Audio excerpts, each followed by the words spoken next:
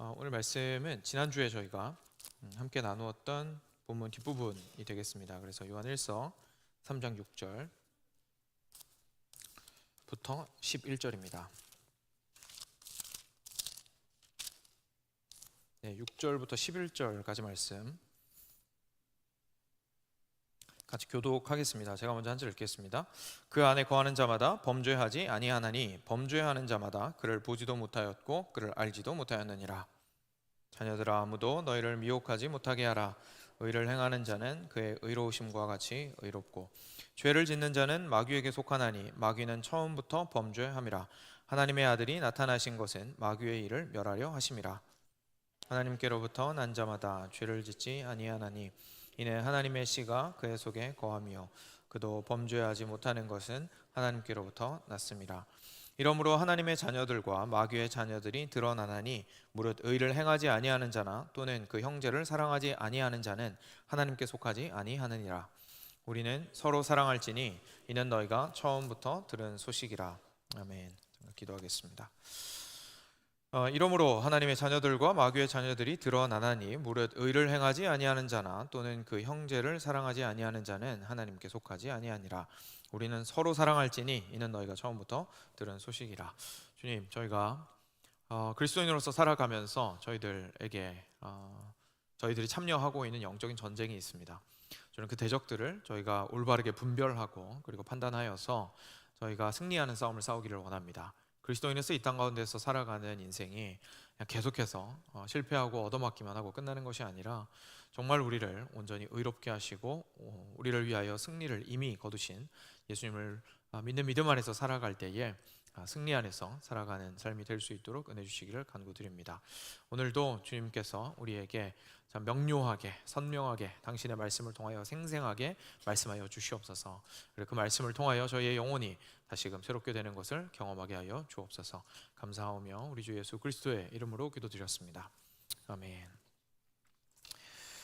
네, 오늘은 그리스도인이 마주한 싸움 네 번째 마지막 시간입니다. 1992년에 혹시 모르겠습니다. 이제 그 당시 아마 여기 계셨던 분들 대부분 미국에 계셨을 거기 때문에 한국이랑 좀 멀기도 하고 그 당시엔 인터넷도 없었고 그리고 이렇게 우편도 빠르게 왔다 갔다 하지 못하고 하다 보니까 이 책에 대해서 들어보셨는지 잘 모르겠습니다만 저도 이제 그 당시에 중국에 있기는 했는데 가깝다 보니까 제가 알게 되었던 한국에서 굉장히 유명했던 책 한 권이 있습니다. 너무 유명해서 15쇄까지 그 당시에 찍었었는데요.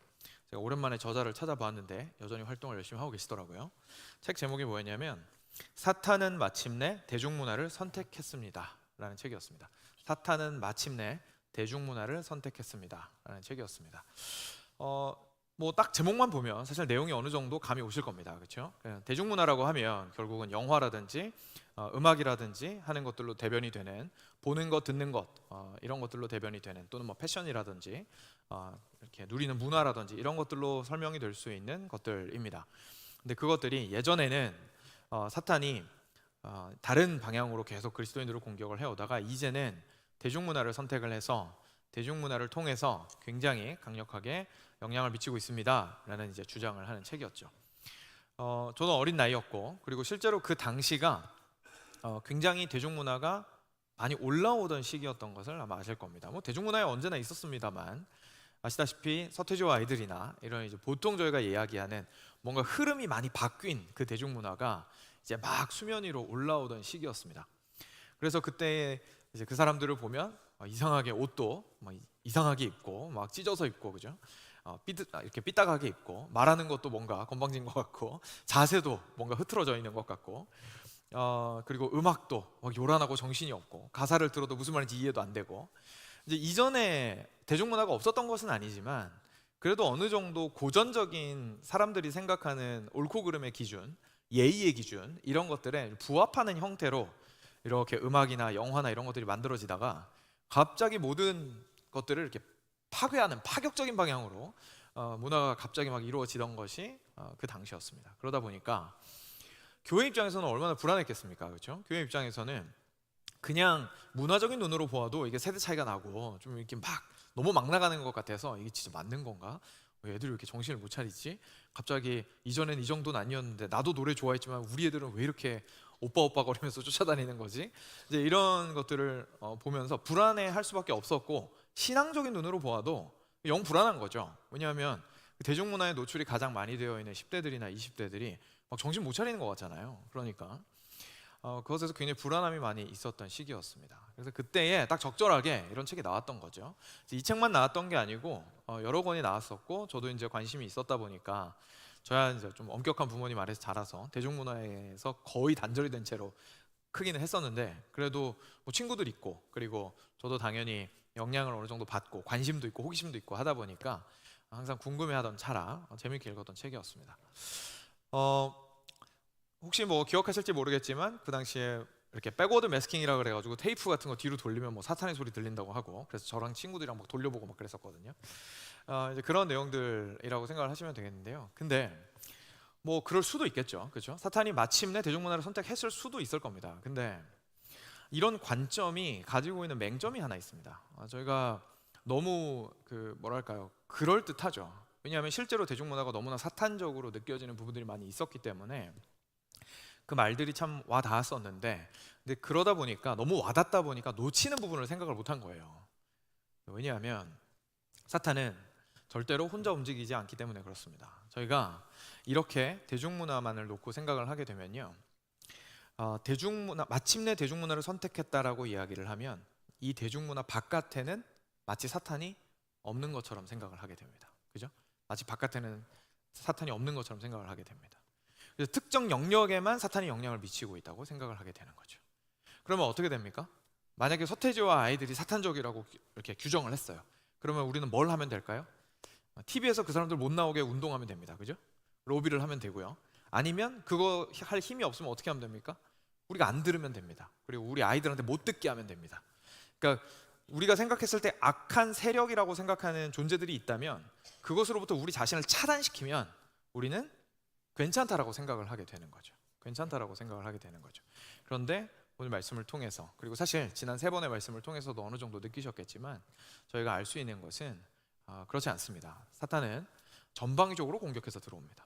그리고 그 전방위적으로 공격해서 들어올 때에는 항상 연합 전선을 꾸리면서 접근을 해오게 됩니다.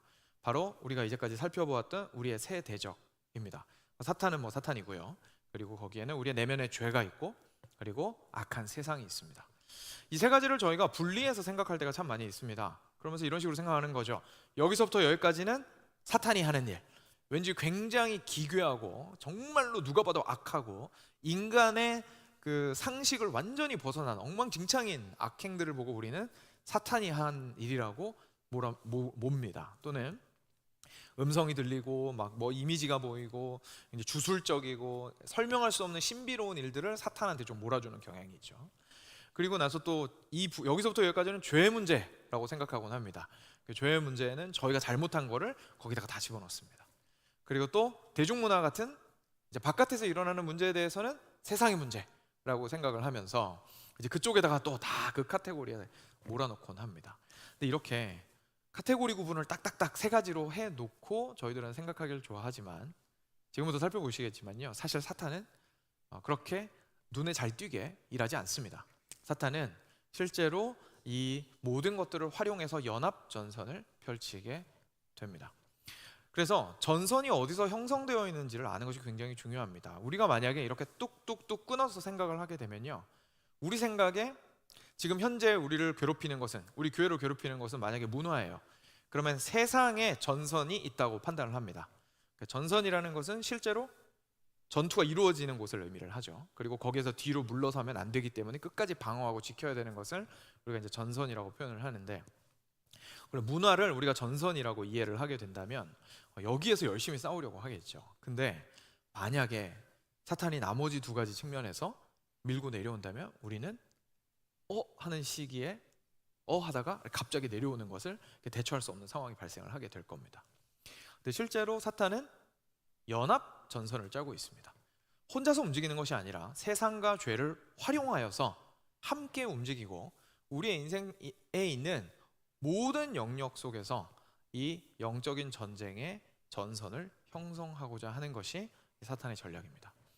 그렇기 때문에 우리가 어느 한 곳에만 몰아서 생각을 해서는 안 되고 오늘 함께 살펴보겠지만 어떻게 종합적으로 사탄이 죄와 세상을 활용하여서 우리를 무너뜨리려고 하는지에 대해서 알 필요가 있습니다. 그래서 이 시리즈 내내 제가 말씀드렸던 것처럼 정말 살펴볼 수 있는 내용은 많지만 좀 포커스를 맞추는 것은 우리의 대적이 누구냐 하는 것을 선명하게 하는데 가장 큰 목적이 있습니다. 그래서 오늘은 어떻게 이 연합 전선이 형성이 되어 있는지를 명확하게 파악을 하고, 그래서 우리가 어떻게 어떤 싸움을 싸우는 사람들이 그리스도인인지를 좀 살펴보는 시간을 가지도록 하겠습니다. 네, 본문으로 들어가면요. 먼저 6절입니다. 6절을 통해서는 저희가 지난주에 함께 살펴봤던 내용들을 한번 리뷰를 해볼 수 있는 구절입니다. 함께 한 목소리로 읽겠습니다.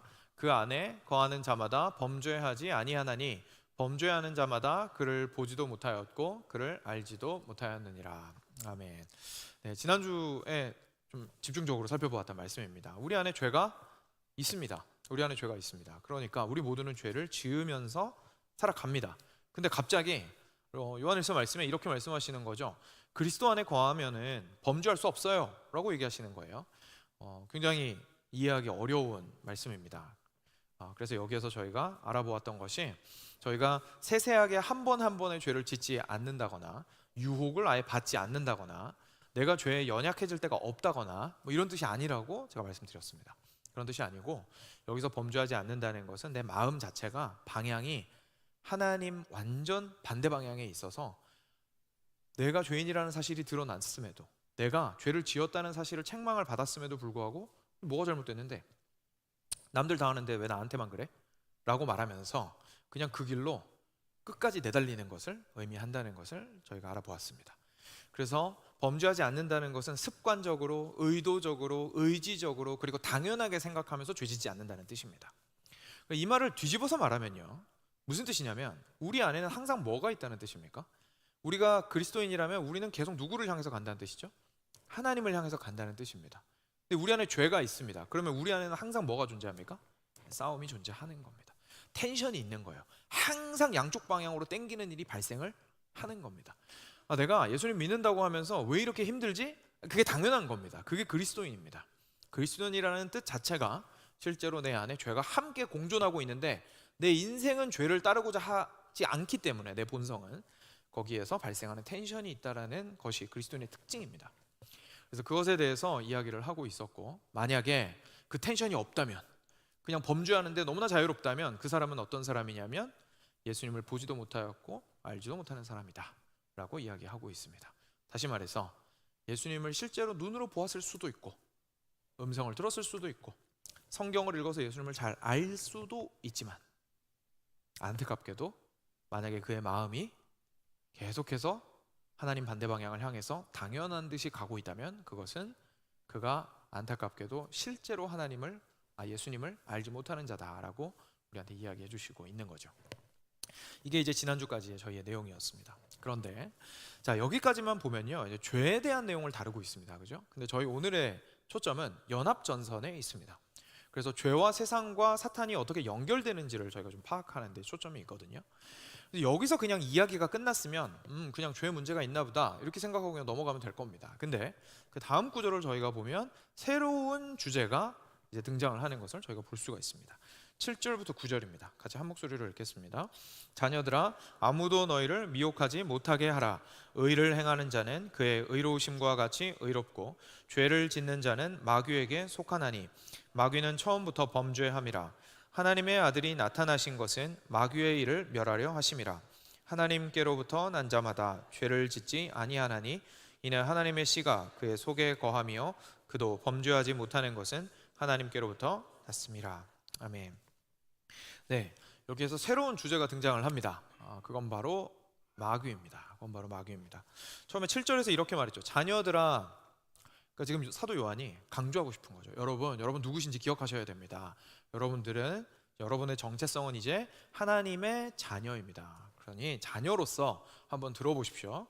여러분들을 미혹하지 못하게 하십시오. 무슨 말이냐면, 그 당시에 이제 사도 요한이 이렇게 편지를 쓴 그 대상이 되었던 사람들이, 그 안에 이런 가르침을 가르치는 사람들이 들어와 있었던 거죠. 여러분, 예수님 믿고 구원받으면 결국 믿음이 중요한 거니까 죄 지어도 상관없습니다. 죄 짓는 거 별로 중요하지 않습니다. 여러분들 삶이 겉에서 짓는 죄가 여러분들을 더럽게 하지 못합니다. 막 이런 가르침들을 가르쳤던 거예요. 그러면서 자신들의 삶이 거룩해야 하고 의로워야 된다는 생각으로부터 좀 해방되게 만들었던 겁니다. 그래? 그러면 뭐 그냥 대충 살아도 되겠네? 이런 생각을 가지게 만들었던 거죠.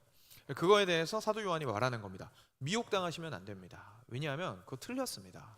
그런 게 아니라 우리는 그리스도의 의로우심과 같이 의로워야 합니다. 왜냐하면 여러분 누굽니까? 하나님의 자녀이시잖아요. 여러분이 하나님의 자녀라는 뜻은 여러분이 그리스도의 십자가에서 얻은 그 의로 말미암아, 그리고 그리스도께서 부활하심으로 말미암아 얻은 그 의로 말미암아 여러분들이 살게 되셨다는 뜻입니다. 예수님의 의를 힘입어서 살아가는 사람이 자기 마음대로 살면 되겠습니까?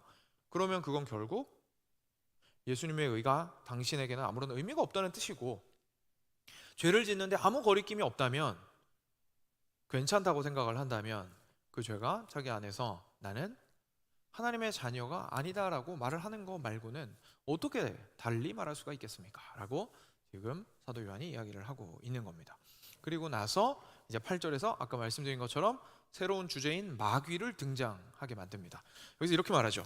죄를 짓는 자는, 그러니까 여러분들이 등을 돌리고 하나님의 반대 방향으로 열심히 달려가고 있는 것은 그냥 그런 것이 아닙니다.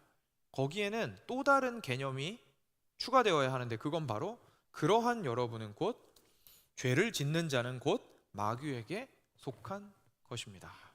마귀는 처음부터 범죄했기 때문입니다. 하나님의 아들이 나타나신 것은 마귀의 일을 멸하려고 하셨던 것입니다.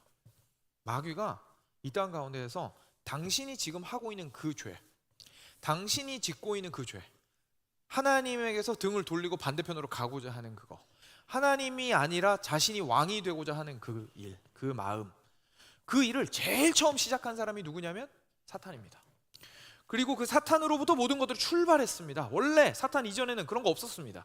모든 만물이 주님만을 높이고 있었습니다. 그런데 사탄으로부터 그게 시작되었습니다. 그러니 만약 당신이 하나님을 벗어나서 가고 있다면, 그리고 그걸 너무나 당연하게 여기고 그것이 자신의 인생이 되어 있다면, 미안한 얘기지만 당신의 아비는 사탄입니다.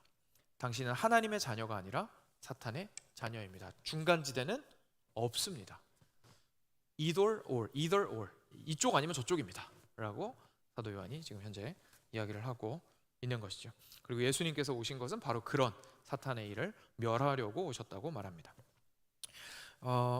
그리고 나서 이제 9절에서 이 부분을 함께 종합을 해서 이제 저희가 앞서 살펴본 6절 말씀처럼 설명을 한 번 더 하고 있는 거죠. 하나님께로부터 난 자마다 죄를 짓지 않습니다. 이는 하나님의 시각의 속에 거하기 때문이고, 그도 범죄하지 못하는 것은 하나님께로부터 났기 때문입니다. 하나님의 자녀이기 때문에 그렇게 할 수 없습니다 라고 이야기하고 있는 것이죠. 여러분, 여기에서부터 우리가 악의 연합전선이 있다라는 사실을 엿볼 수 있는 실마리들을 발견하게 됩니다. 처음에 죄를 어떻게 짓게 되었는지를 한번 생각을 해보죠. 아담과 하와가 제일 먼저 죄를 지었습니다. 그렇죠? 근데 아담과 하와가 죄를 지었을 때에 그 시작은 누구였습니까? 사탄이었습니다. 그렇죠? 사탄이 가서 유혹을 함으로써 그 죄가 시작이 되었습니다. 그러니까 그것은 맞습니다.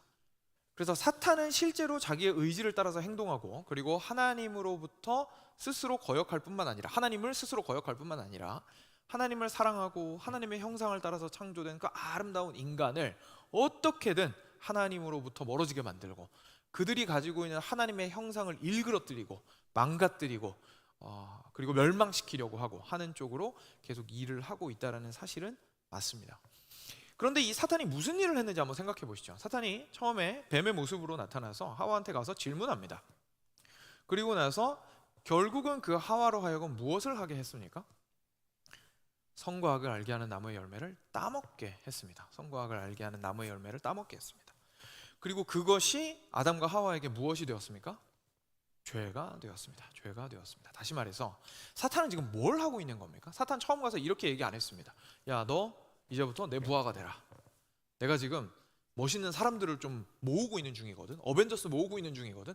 내가 보니까 너 괜찮은 것 같다. 내가 너 한 자리 시켜줄 테니까 내가 지금 저기에서 계속 왕노릇하고 있는 하나님이 너무 마음에 안 드는데 너 내 편 해라.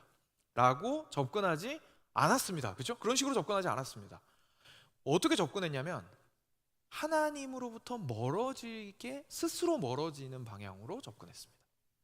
하와야, 정말로 하나님이 너 그렇게 사랑하실까? 정말로 하나님이 너한테 지키라고 하시는 이 법이 진짜 널 위해서 주신 거 맞을까? 그런 의심을 계속해서 불러일으키면서 하나님을 떠나게 만들었던 것이 사탄이 했던 행동이었습니다. 다시 말해서 짧게 말하면 사탄은 지금 죄를 부추기고 있는 중입니다. 사탄은 죄를 부추기고 있는 중입니다. 사탄이 실제로 하와 안에 들어가서 귀신에 들리게 만들어서 그의 의지를 조작했나요? 그렇지 않았습니다. 그죠? 그렇지 않았습니다. 사탄이 했던 일은 철저하게 외부에서 하와의 마음이 연약하여져서 하나님을 의심할 수밖에 없는 방식으로 교묘하게 질문하고 유혹하였던 것을 저희가 보게 됩니다. 여전히 하와의 의지는 누구의 것입니까? 자기 자신의 것입니다. 하와 자신의 것입니다.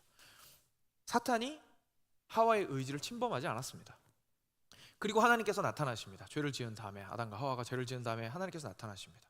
그리고 나서 각각에게 죄를 물으십니다. 그때 하와한테 혹시 뭐라고 하셨습니까?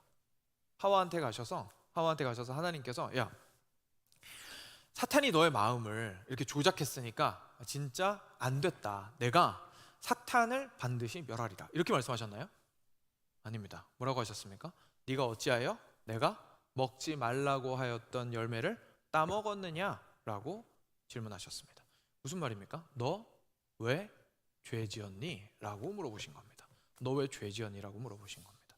우리가 만약에 사탄이 우리를 파괴하는 것이 굉장히 직접적으로 이루어질 수 있다는 생각을 하고 있다면, 그런 생각을 하고 있다면 지금 하나님께서 하와에게 오셔서 질문하시는 게 말이 안 됩니다.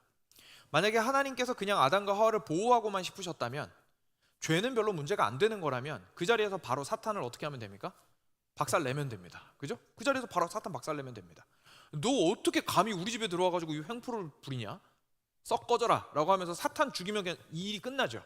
근데 하나님께서 그렇게 하지 않으셨습니다. 사탄에게는 사탄의 죄를 물으셨고, 그리고 인간에게는 인간의 죄를 물으셨습니다. 이게 무슨 말이냐면요, 사탄이 우리를 막 사탄처럼 바꾸려고 하는 것이 아닙니다.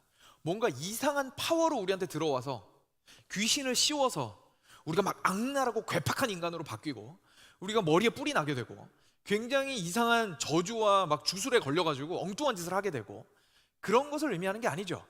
사탄이 하는 것은 무엇이냐면 외부에서 지속적으로 끊임없는 교묘한 작전을 통해서 우리로 하여금 무엇을 하게 만듭니까?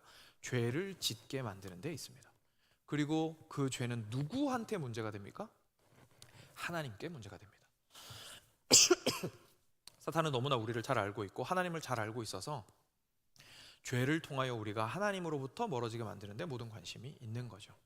그럼 세상은 이 자리에서 어떤 역할을 하게 될까요? 이렇게 첫 죄가 아담과 하와를 통해서 나온 이후에 이 죄는 거기서 멈추지 않았습니다. 그런 죄의 본성이 우리 인간에게 자리 잡아서 모든 인류에게 퍼지게 됩니다. 그리고 급기야 하나님께서는 창조하셨던 모든 존재를 쓸어버려야겠다라고까지 생각하게 되었습니다. 노아의 방주 사건이죠. 그때 창세기에서 하나님께서 사람들을 보시면서 홍수 직전에 이렇게 말씀하십니다. 창세기 6장 5절입니다. 여호와께서 사람의 죄악이 세상에 가득함과 그의 마음으로 생각하는 모든 계획이 항상 악할 뿐임을 보시고. 만약 하나님께서 사탄이 그냥 이 땅을 괴롭혔다고 생각하셨다면 이렇게 말씀 안 하셨을 겁니다. 하나님께서 이 땅을 보았더니, 야, 이 괘씸한 사탄 놈이 내 세상 다 망쳐놨네? 이렇게 말씀하셨겠죠. 그렇게 말씀하지 않으시고 뭐라고 하셨냐면, 각 사람이 운집하여 무리를 이루고 그 무리를 이룬 이후에 형성된 문화와 문명과 모든 발전한 상황이 어떻다고요? 죄악된 계획 속에서 나온 것들이더라 라고 말씀하시는 겁니다. 사랑하는 여러분, 세상이라고 할 때는 수많은 것들이 포함됩니다. 일단 근데 그것은 모두 누구로부터 출발한 겁니까? 사람으로부터 출발한 겁니다. 죄인인 사람이라는 것은 결국 하나님을 사랑할 수 없고 하나님을 향해 살아갈 수 없는 사람들이란 뜻입니다. 그런 사람들이 한 명이 아니고 수억이 모였습니다. 그리고 그 수억이 함께 계획하기 시작합니다. 잘 하려고 합니다. 좋은 삶을 위해서 노력합니다. 좋은 나라를 만들려고 애씁니다. 공의, 사랑, 섬김, 우리가 기독교 안에서 이야기하는 소중한 가치들 세상에서도 다 얘기합니다. 그죠? 다 얘기합니다. 그런데 그 가운데에 누가 빠졌습니까? 하나님이 빠졌습니다. 어떤 방식으로 이야기하고 얼마나 좋은 것을 이야기하든지, 또는 반대편에서 얼마나 끔찍하고 악랄하고 비인간적인 얘기를 하든지 상관없이, 안타깝지만 그 누구도 하나님의 영광을 구하는 방식으로 세상을 만들어 가려고 하지 않습니다. 그래서 세상이 결국은 죄악이 관영한 곳이 되어버린 것이죠. 저희도 그 세상 출신입니다. 그죠? 그 세상 출신입니다. 그리고 지금도 그 세상 안에서 살아나가고 있습니다. 단지 다른 것이 있다면 우리는 이제 하나님의 자녀가 되었다라는 사실입니다. 이 새로운 관계망 속에서 이제 사탄이 짠 이 연합전선을 우리가 판단을 하면서 세상과 그리고 우리 안에 있는 죄를 사탄이 어떻게 가지고 노는지를 정확하게 판단을 하면서 이 싸움을 싸워 나가야 하는 사람들로서, 하나님의 자녀로서 살아가게 되었다라는 사실을 여기서 우리가 확인할 수가 있게 되는 거죠.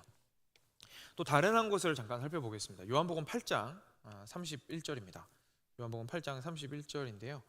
혹시 성경 있으신 분들은 조금 앞으로 가셔서 보실 수 있으면 좋겠습니다. 여기서 눈으로 좀 따라오시면 좋겠는데, 요한복음 8장 31절에서 예수님께서는 이렇게 말씀하셨습니다. 이제 여기에 나오는 유대인들은 자기를 믿는 유대인들이라는 표현이 처음에 나오죠. 그러니까 나쁜 유대인들이 아니었어요.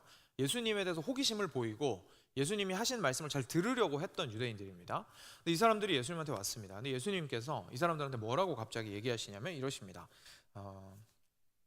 너희가 내 말에 거하면 참으로 내 제자가 되고 진리를 알지니 진리가 너희를 자유롭게 하리라. 근데 여기서 이제 말하는 자유라는 건 해방시키신다라는 뜻입니다. 그러니까 다시 말해서 지금 너희가 속박된 중인데, 속박되어 있는데 내가 자유롭게 해줄 거야, 진리가 자유롭게 할 거야 라고 얘기하신 거죠. 그랬더니 이 사람들이 뭐라고 대답했냐면, 아니 예수님 무슨 말씀이세요? 저희는 종이 된 적이 한 번도 없는데요. 그러면서 이렇게 얘기합니다. 저희는 아브라함의 자손이에요. 자부심이 드러나죠. 예수님 저희는요 아브라함 혈통 속에서 쭉 와가지고 항상 하나님을 섬기면서 살아왔던 사람들이에요. 근데 갑자기 우리가 뭐의 종로로 됐다고 그러시는 겁니까? 반문했습니다. 예수님께서 이때 34절에서 이렇게 말씀하십니다. 34절은 같이 한 목소리로 읽겠습니다. 예수께서 대답하시되 진실로 진실로 너희에게 이르노니 죄를 범하는 자마다 죄의 종이라. 아멘. 네, 그렇습니다. 예수님께서 말씀하시는 거죠. 얘들아, 너희들이 혈통적으로 누구 자손인지가 중요한 게 아니야. 실제로 너희의 본성이 누구의 소유인지가 중요한 거야. 그런데 끊임없이 죄를 짓고 있다면 너희들은 죄의 종이다. 너희의 주인은 죄다라고 말씀하셨습니다. 그리고 나서 42절을 같이 보겠습니다. 42절부터 제가 읽어드릴게요. 이렇게 말씀하십니다. 예수께서 이르시되 하나님이 너희 아버지였으면 너희가 누구를요? 나를 사랑하였으리니 이는 내가 하나님께로부터 나와서 왔음이라. 나는 스스로 온 것이 아니요 아버지께서 나를 보내신 것이니라. 다시 말해서 너희가 하나님의 자녀라면 나 예수를 사랑했을 거야. 43절입니다. 어찌하여 내 말을 깨닫지 못하느냐? 이는 내 말을 들을 줄 알지 못함이로다. 너희는 뭐라고 하십니까? 너희 아비 마귀에게서 났으니 너희 아비의 욕심대로 너희도 행하고자 하느니라. 그는 처음부터 살인한 자요 진리가 그 속에 없으므로 진리에 서지 못하고 거짓을 말할 때마다 제 것으로 말하나니 이는 그가 거짓말쟁이요 거짓의 아비가 되었습니다. 내가 진리를 말하므로 너희가 나를 믿지 아니하는도다. 무슨 얘기입니까? 나를 사랑하고 나를 믿는 자는 누구의 자녀라는 거죠? 하나님의 자녀다. 근데 너희가 나를 사랑하지 않는 것은 아버지에게 속했다는 게 아닌 거다. 근데 아버지에게 속하지 않았다라는 것은 그냥 중립지대에 있다라는 것이 아니라 누구의 자녀라는 겁니까? 마귀의 자식이다라고 이야기하시는 겁니다. 중립지대는 없다고 얘기하시는 거죠. 그리고 그 마귀의 자식이 된 자들은 누구의 욕심으로 행합니까? 마귀의 욕심으로 따라서 행하게 된다라고 이야기합니다. 그러다 보니까 이들이 미워하는 게 있습니다. 그게 바로 진리입니다. 왜냐하면 모든 진리는 누구로부터 왔습니까? 하나님으로부터 왔기 때문입니다. 제가 왜 이 얘기가 중요한지는 좀 이따가 설명을 해드리겠습니다.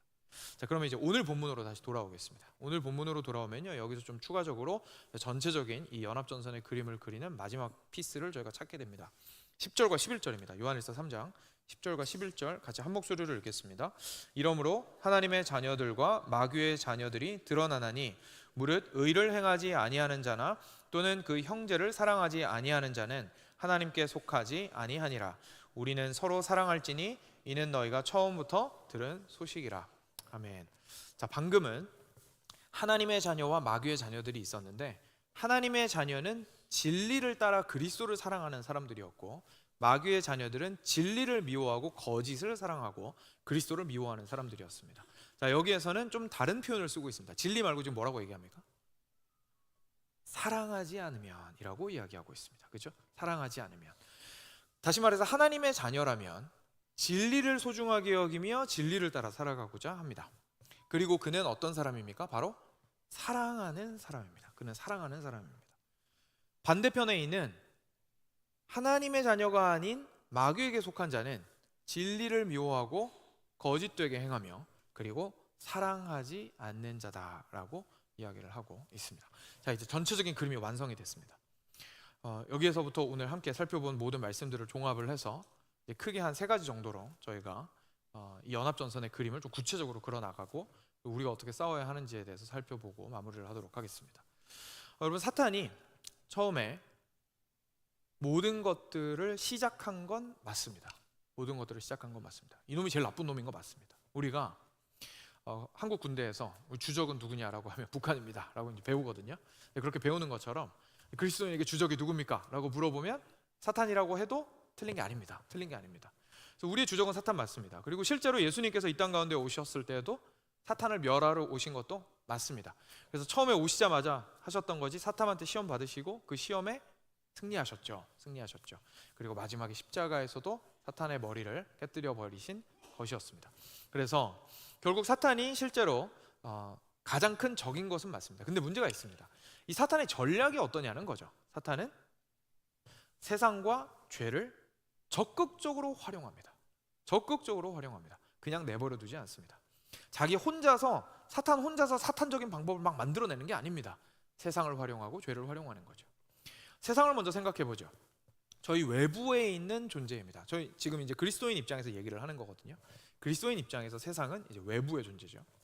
그 외부에서 아까 말씀드렸던 것처럼 사탄의 욕망을 따라서 형성된 문화와 사고방식과 가치관과 삶의 형태와 거기에서 생긴 음악과 영화와 쓰여진 글과 들려지는 말들과 행해지는 정치와 서로 싸우는 전쟁과 만들어진 경제체제와 사탄의 손에서 자유로운 게 있을까요? 없을까요?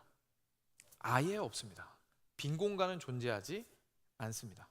이 땅 가운데 있는 것 중에 우리가 100% 깨끗하다라고 말할 수 있는 것은 없습니다. 그리고 그렇기 때문에 너무나 교묘하게 이 세상에서의 욕망을 활용해서 이 작업을 사탄이 하고 있는 것이기 때문에 물리적으로 교회 안은 그러면 안전할까요? 그렇지 않은 거죠. 교회 안도 절대로 안전하지 않습니다. 왜냐하면 우리가 사람이고 그리고 우리가 세상의 영향을 받은 자들이기 때문에 그렇습니다. 우리는 얼마만큼 세상의 영향을 받았는지 설명하지 못할 정도로 어디까지가 나이고 어디까지가 세상인지 사실 잘 모릅니다. 그렇죠? 나는 이게 그냥 내 생각인 줄 알았는데 사실은 주변의 영향을 받은 것이고, 그리고 내가 너무 평범하게 살아오고 있다고 생각을 해서, 왜냐하면 모두가 다 그렇게 살고 있으니까요, 이것을 하나님 앞에서 문제가 되리라고 전혀 생각을 못 해봤는데 알고 보았더니 잘못된 것이고, 이런 것들이 우리 안에 정말 많습니다. 모두가 이런 식으로 말을 하기 때문에 내가 말을 해왔는데 사실은 하나님께서 미워하시는 것이었다는 것을 나중에 깨닫게 되는 일들도 참 많이 있고요. 다시 말해서 사각지대는 사탄에게 없습니다. 사탄은 세상이 어떠한 욕망을 가지고 자기를 따라오는지를 보는 것을 정말 좋아합니다. 세상은 사탄에게 있어서 놀이터와 같습니다. 자기가 원하는 대로 너무 잘 할 수 있거든요. 그 말은 제가 앞서 말씀드린 대로 막 들어가서 사탄이 이제 영어로 possess라고 하죠. 이게 씌이는 거죠. 귀신이 씌이는 거죠. 그래서 귀신이 막 씌어가지고 자기가 원하지 않는 대로 행하게 만들고, 그런 뜻이 아닙니다. 그런 뜻이 아니라 그들의 욕망이 사탄이 원하는 욕망을 따라서 행할 수 있도록 부추기기 너무 좋은 거예요. 그래서 사탄이 육신의 정욕을 따라서 행합시다 라고 손을 딱 들면 세상에서 어떻게 합니까? 그렇죠 하고 육신의 정욕을 따라서 행합시다라고 하이파이브를 치는 거예요. 안목의 정욕을 따라서 행합시다라고 하면은 어떻게 합니까? 세상이 맞장구를 치는 거죠. 내 안목의 정욕을 따라서 행합시다 하고 하이파이브 하는 겁니다. 짝짝짝 소리가 나는 거예요. 합이 잘 맞는 거죠. 그래서 그 가운데에서 진리를 미워하고 그리고 사랑하지 않는 방향으로 모든 것들이 만들어져 가고, 혹시나 진리와 사랑이라는 이름을 쓰고 있다면 사실은 거짓된 모습으로 그것을 드러내고 있는 그 세상을 사탄은 아주 교묘하게 활용하고 있습니다. 그러니 여러분, 사탄이 마침내 대중문화를 선택했을까요? 사탄은 지금 이 시대에 동성애를 옹호하는 사람들이라던가 우리가 이제 교회적으로 굉장히 명확하게 반대할 수밖에 없는 그룹의 사람들을 선택한 겁니까? 아닙니다. 어디든 있습니다. 어디든 있습니다. 그리고 어디든 작동하고 있습니다. 그리고 어떤 것을 통해서라도 우리로 하여금 무엇을 하고자 만듭니까? 죄를 짓게 하고자 하는데 얘 모든 신경이 곤두서 있다는 사실을 우리가 알 필요가 있습니다. 자, 그러면 사탄이 그렇게 세상을 통해서만 일하느냐? 그렇지 않습니다. 우리의 죄를 교묘하게 활용합니다. 죄는 사탄의 입장에서, 여러분들 트로이의 목마라는 표현 아실 겁니다. 그렇죠? 그 적진 내부로 이제 트로이의 목마를 크게 만들어 가지고 거기 안에 병사를 집어넣어서 적진 내부로 들여서 그 안에서 나와서 이제 안에서부터 분열이 시작되도록 했던 거 기억하실 텐데, 유명한 이야기죠. 그것처럼 죄는 사탄 입장에서 트로이의 목마랑 비슷합니다. 우리 안에 자기 편이 있는 거예요. 그래서 연락책이 되고, 그리고 안에서 소요를 일으킬 수 있고, 안에서 우리가 하나님을 거역하는 삶을 살 수 있도록 맞장구 치자고 하면 맞장구 쳐줄 존재가 우리 안에 존재하는 거나 마찬가지입니다. 그런데 사탄이 마음대로 우리를 조종할 수는 없습니다. 특히 믿는 자는 절대로 조종할 수 없습니다. 왜냐하면 우리의 주인은 하나님이시기 때문입니다. 성령께서 내주하고 계시기 때문에 성령께서 절대로 주인의 자리를 내주시지는 않습니다. 그래서 극단적인 의미에서 귀신이 들린다, 귀신이 씌인다라는 표현을 할 때 그리스도인은 그렇게 될 수 없죠. 그러면 귀신이 뭘 할 수 있냐면 하와에게 접근했던 것처럼 굉장히 교묘한 방식으로 하나님으로부터 멀어지는 생각들과 마음들을 가지게 할 수 있다라는 얘기입니다. 저희들의 의지를 마음대로 할 수는 없습니다. 저희들의 감정도 마음대로 할 수는 없습니다. 하지만 너무 지혜로운 자이기 때문에 저희가 언제 감정이 흔들리는지는 잘 알고 있습니다. 저희가 어디서 약한지는 너무나 잘 알고 있습니다. 뭘 갖다 바치면 침 흘리는지 잘 알고 있습니다. 그래서 그 모든 것들을 활용해서 우리로 하여금 죄로 빠질 수 있도록 하는 거죠. 여기서 그리고 굉장히 중요한 게 있습니다. 그리고 나서 저희가 죄를 지었다고 생각을 해보시죠. 그러면 우리 보고 죄인이라고 하는 것은 누굽니까? 사탄이 저희를 죽인 건가요? 사탄이 저희를 보고 죄인이라고 하나요? 저희를 죄인이라고 하는 분은 누굽니까? 하나님이십니다. 하나님이십니다. 여기에 굉장히 어려운 점이 있는 겁니다. 사탄이 무슨 일을 하고 있는 거냐면요, 사탄은 우리가 누구인지도 잘 알고 있고요, 하나님이 누구신지도 잘 알고 있습니다. 사탄에게는 우리의 생명을 빼앗을 권리와 능력은 없습니다. 왜냐하면 생명의 주관자는 하나님이시기 때문입니다. 불신자의 생명이라도 사탄은 뺏을 수 없습니다. 생명의 주관자는 하나님이십니다. 그런데 그가 할 수 있는 게 있습니다. 하나님의 의에서 벗어나면 사람은 반드시 죽게 되어 있습니다. 그럼 뭘 할 수 있습니까? 우리를 하나님의 의에서 벗어나는 쪽으로 자꾸 몰아갈 수는 있는 겁니다. 그리고 나서 넘어지게 만드는 거죠. 그리고 나면 하나님의 심판대 앞에 우리는 서게 됩니다. 그럼 누구한테 심판받습니까? 사탄한테 심판받습니까? 아니에요. 왜냐하면 실제로 누가 잘못했어요? 내가 잘못했거든요.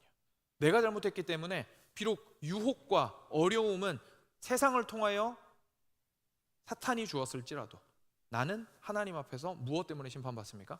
나의 죄 때문에 심판을 받게 되는 겁니다. 그래서 하나님께서 하와에게 그렇게 말씀하셨던 거죠. 야, 사탄이 이렇게 한 거 내가 알고 있으니까 정상 참작해 줄게. 그게 아닌 겁니다. 너가 행한 일은 네가 지은 죄이기 때문에 내가 너에게 명령한 것을 너는 어겼다라고 말씀하시는 거죠. 그것이 하나님께서 우리를 죄인이라고 부르실 때의 의미입니다. 그러니 우리로서는 이 문제를 반드시 해결할 필요가 있습니다. 그래서 우리의 초점이 굉장히 중요한 곳으로 옮겨지게 됩니다. 여기까지가 저희가 첫 번째 한번 살펴본 내용이었고요. 첫 번째 살펴본 내용이 이 세 가지, 사탄과 세상과 그리고 죄가 어떻게 연합전선을 구축하고 있는지 좀 구체적으로 좀 살펴보았고요. 그래서 우리가 무엇과 싸워야 하는지가 두 번째로 아주 명확하게 되는 겁니다. 두 번째로 우리가 무엇과 싸워야 되겠습니까? 이 셋 중에서 저희가 힘을 좀 집중시켜서 싸워야 한다면 결국은 누구랑 제일 힘써서 싸워야 될까요? 네, 죄랑 가장 힘써서 싸워야 되는 겁니다. 왜냐하면 결국 사탄이 하고 싶은 건 뭡니까? 우리를 죄인 만드는 겁니다. 사탄이 세상을 활용해서 우리한테 하고 싶은 게 뭡니까? 죄인 만드는 겁니다. 결국 하고 싶은 건 뭐냐면 우리를 참소하고 그리고 우리 겁을 주고 거짓말을 하여서 하나님의 심판대 앞에서 죄인이라는 심판, 유죄의 심판을 받게 만드는 게 얘의 관심사입니다. 우리가 사탄 숭배자가 되는 것, 얘는 관심 없습니다. 이제 그렇게 오해하죠. 사탄이 심으면 사탄 숭배자가 된다. 그런 거 관심 없습니다. 사탄 숭배를 하든 말든 하나님으로부터만 멀어지면 됩니다. 하나님의 형상으로부터만 멀어지면 되는 겁니다. 그러려면 죄를 지어야겠죠. 그래서 나는 사탄 숭배자가 아니야 라고 말하면서 자기 의에 가득한 사람을 만듭니다. 그리고는 예수님 없어도 나는 혼자서 잘 살 수 있다고 얘기합니다. 그 사람 어떻게 된 겁니까? 너무 안타깝게도 사탄의 자녀가 되어버린 것이죠. 다양한 방식들을 통하여서 결국 하고자 하는 것은 우리를 죄인으로 만드는 것이라는 것을 알게 됩니다. 그래서 사랑하는 여러분, 저희가 결국 싸워야 하는 것은 죄입니다. 우리의 영적 전쟁이라고 생각했을 때 오해해서는 안 되는 부분이 바로 이 지점에 있습니다. 영적 전쟁이라고 이야기했을 때 우리가 생각하는 것은 막 드러나는 환영, 들리는 소리, 막 이상한 놀라운 신비로운 사건에 대해서 우리가 영적으로 사탄아 물러가라 라고 얘기하고, 이쪽에 기운이 안 좋으니까 막 땅 밟기 기도하면서 이 땅에서 사탄이 물러갈 것을 우리가 명하고 선포하노라 해야 되는 거를 영적 전쟁이라고 생각을 하는데, 영적 전쟁은 그런 게 아니고요. 영적 전쟁이라는 것은 목숨 걸고 죄와 싸우는 겁니다. 그리고 그 죄와 싸우는 것은 결국 성령의 도우심이 없이는 할 수 없는 것이고, 그리고 그 죄와 싸우는 것은 결국 직접적으로 사탄의 세력과 유혹과 싸우는 것이 됩니다. 그래서 자신 내면에 있는 죄와 싸우는 것을 굉장히 중요한 그리스도인의 싸움의 영역으로 저희가 생각할 필요가 있습니다. 사탄이 직접적으로 저희들한테 역사할 수 없을까요? 있습니다. 그건 저도 믿습니다. 저희들 삶 속에서 그렇게 많지는 않아도 선교지에서 들리는 신기한 소식들 많이 있습니다. 저도 많이 들어보았고요. 사탄이 실제로 많이 두렵게 하고 정말 이상한 짓들을 해서 사람들을 두려움에 빠뜨리는 게 있습니다. 근데 그래서 결국 사탄이 뭘 하고 싶은 거냐면 하나님으로부터 멀어지게 만들고 싶은 겁니다. 지금 우리한테는 그런 게 잘 안 통하면 결국 어떻게 옵니까? 세상에서 화려한 삶의 모습과 탁월한 지성과 아름다운 도덕적인 삶의 모습으로 우리에게 찾아옵니다. 뭐만 하면 됩니까? 우리가 죄를 지으면 됩니다. 무슨 말이냐면 하나님으로부터 멀어지면 사탄은 만족한다라는 얘기입니다. 사랑하는 여러분, 그러니 우리의 싸움의 핵심은 어디에 있냐면 아주 지혜롭게, 뱀과 같이 지혜롭고 비둘기같이 순조로워서 이 시대를 판단하고 우리 자신의 죄를 알므로 우리 자신을 하나님 앞에서 항상 거룩하게 만들어 나가는 데에, 목숨을 걸고 싸워 나가는 데에 모든 것들이 있음을 저희가 깨닫게 되는 것이죠. 그래서 야고보서 4장 7절과 8절은 이렇게 말합니다. 그런즉 너희는 하나님께 복종할지어다. 마귀를 대적하라. 그리하면 너희를 피하리라. 여기까지만 들으면 마귀를 대적해야 되는구나 싶습니다. 그죠? 근데 8절에 뭐라고 나오냐면 이렇게 나옵니다. 하나님을 가까이 하라. 그리하면 너희를 가까이 하시리라. 죄인들아 손을 깨끗이 하라. 두 마음을 품은 자들아 마음을 성결하게 하라. 마귀를 대적하는 건 결국 나의 손과 마음을 깨끗하게 하는 것입니다. 그러면 이제 마지막 세 번째로 조금만 더 구체적인 내용을 이야기를 할 필요가 있습니다. 저희가 싸우는 이 싸움이 그래서 좋습니다. 말씀을 따라서 거룩한 삶을 살아야 되는 것도 알겠고, 그렇게 해서 마귀를 대적해야 된다는 것도 알겠는데, 근데 그 삶의 모습은 어떤 모습인가요? 라고 저희가 질문을 해볼 수 있겠죠. 여기에서 바로 저희가 앞서 좀 살펴보았던 예수님께서 자기를 믿는 유대인들에게 이야기하셨던 요한복음 8장 말씀과 그리고 오늘 본문인 요한일서 3장 말씀이 이제 결합되어서 우리한테 드러나게 됩니다. 요한복음 8장 말씀에서 예수님은 이렇게 말씀하셨습니다. 하나님에게 속한 하나님의 자녀는 무엇을 따라 사는 사람입니까? 진리를 따라 사는 사람이라고 이야기하셨습니다. 오늘 본문인 요한일서 마지막에는 어떤 사람이라고 얘기하십니까? 사랑하는 사람이라고 이야기하십니다. 네, 사랑하는 여러분, 저희 그리스도인의 삶은 딱 두 마디로 요약하자면 바로 진리와 사랑입니다. 진리와 사랑입니다. 다시 말해서 영적인 전쟁이라는 것은요, 저희가 어떻게 하면 진리 안에서 무너지지 않을 수 있을까, 그리고 어떻게 하면 사랑할 수 있을까에 대한 싸움입니다. 바로 그 싸움입니다. 다른 것이 아닙니다.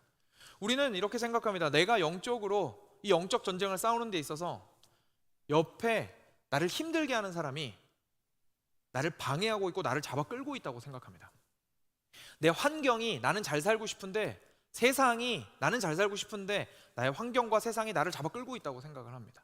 아니, 그게 아니라 그 가운데에서 지지 않고 하나님의 진리를 끝까지 붙들고자 하는 것, 그리고 포기하지 않고 내 옆에 있는 이를 사랑하고자 하는 것, 사실 그것 자체가 우리가 싸워야 하는 영적인 싸움이라는 사실을 제가 깨닫게 되는 겁니다. 저희가 영적인 전쟁이라는 것을 지나치게 말 그대로 영적인 부분에만 적용을 하게 되면 사탄은 좋아할 겁니다. 왜냐하면 영적이라는 이름으로 사랑하기를 포기했기 때문이고 진리가 별로 중요하지 않다고 말했기 때문입니다. 그렇지 않습니다. 우리는 영적인 전쟁에 대해서 오해하지 말아야겠죠. 하나님께서 참으로 원하시는 것은 그분의 진리 안에 거하며 그리고 끝까지 사랑하는 것입니다. 네, 말씀을 맺겠습니다. 시리즈 전체를 종료하면서, 마무리하면서, 짧은 시리즈이긴 했지만 중요한 내용들을 다루었습니다. 사랑하는 여러분, 저희가 이 싸움을 싸울 수 있는 근거는 잊지 않으셨으면 좋겠습니다. 그것은 바로 예수님 안에 있는 의입니다. 우리가 예수님 안에 있기 때문에 이 싸움을 싸울 수 있습니다. 이 연합전선이 우리 삶의 모든 영역에 진을 치고 있는데, 거기에서 우리가 승리할 수 있는 이유는 예수님께서 이미 승리하셨기 때문이고, 그리고 예수님께서 우리에게 의를 취득해 주셔서 사탄이 아무리 우리를 참소하려고 해도 우리의 죄가 하나님 앞에서 의롭다 하다라는 판단을 받을 수 있기 때문이며, 그리고 예수님께서 당신의 영을 우리에게 보내어 주셔서 절대로 사탄이 우리 가운데 자기 왕국을 세우지 못하도록 우리의 확실한 주인이 되어주고 계시다는 데서 이 싸움을 싸우는 근거가 있다는 사실을 기억하시고, 죄와의 싸움에서 우리가 포기하지 않고 끝까지 싸워 나가시기를 주님의 이름으로 간절히 축원드립니다.